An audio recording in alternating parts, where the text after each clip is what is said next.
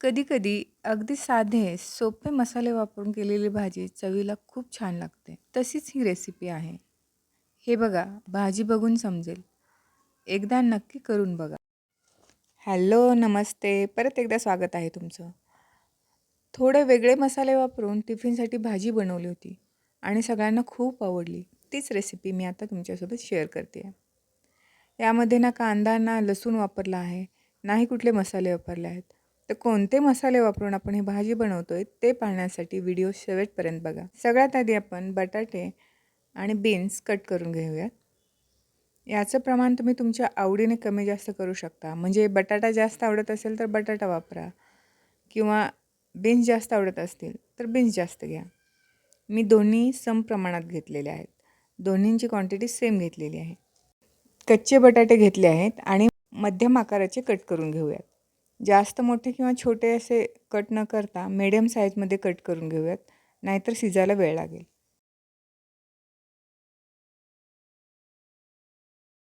आता एका कढईमध्ये 2 मोठे चम्मच तेल गरम करून घेऊयात. 1 चम्मच जिरा घालूयात. जिरा तडतडला की 1 पिंच हिंग घालूयात. यामध्ये आता बटाटे घालूयात.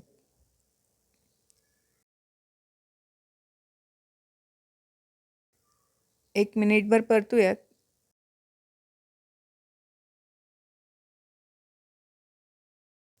मीठ घालूयात म्हणजे बटाटे थोडे लवकर शिजतील, मऊ होतील. छोटा 1 चम्मच मीठ घातलेला आहे. आता यावरती झाकण ठेवूयात आणि मंद आचेवरती 5 मिनिट वाफवून घ्यायचं आहे.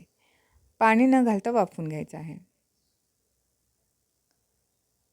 5 मिनिट झालेले आहेत. आता यामध्ये बीन्स घालूयात.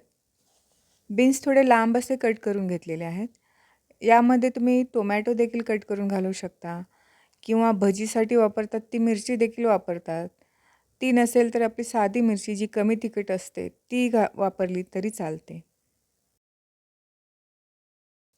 अर्धा चम्मच हळद घालूयात. बीन्सपेक्षा बटाटे शिजायला थोडा वेळ जास्त लागतो म्हणून बीन्स आपण नंतर घातलेले आहेत. बटाटा आणि बीन्स दोन्ही एकाच वेळी परतले तर बीन्सचा कलर चेंज होतो आणि बीन्स ओव्हरकुक होतील आणि मग खाताना थोडासा जो क्रंचीनेसपणा लागतो बीन्सचा तो लागणार नाही. आता परत झाकण ठेवून 5 मिनिट मंद आचेवरती आपण शिजवून घेऊयात.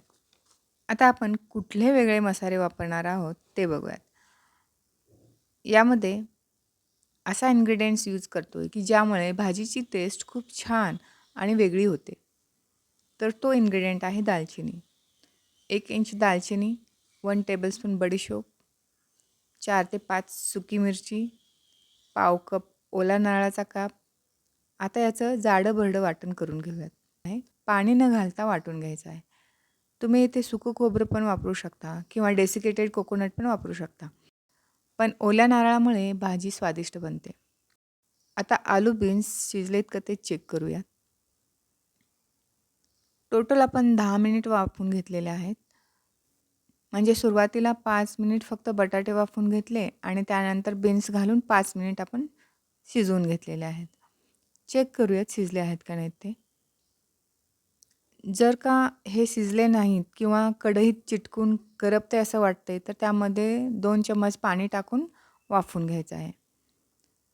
तर दोन्हीही शिजले आहेत. आता यामध्ये वाटण घालूयात.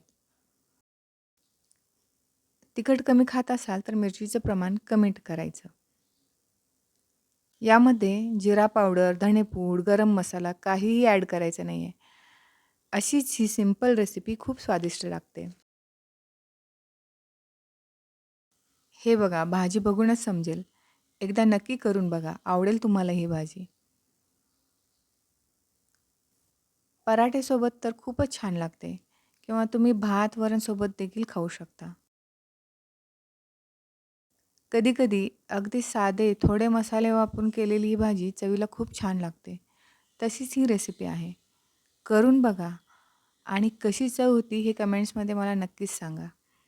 व्हिडिओ आवडला असेल तर लाईक करा, शेअर करा आणि सबस्क्राईब देखील करा.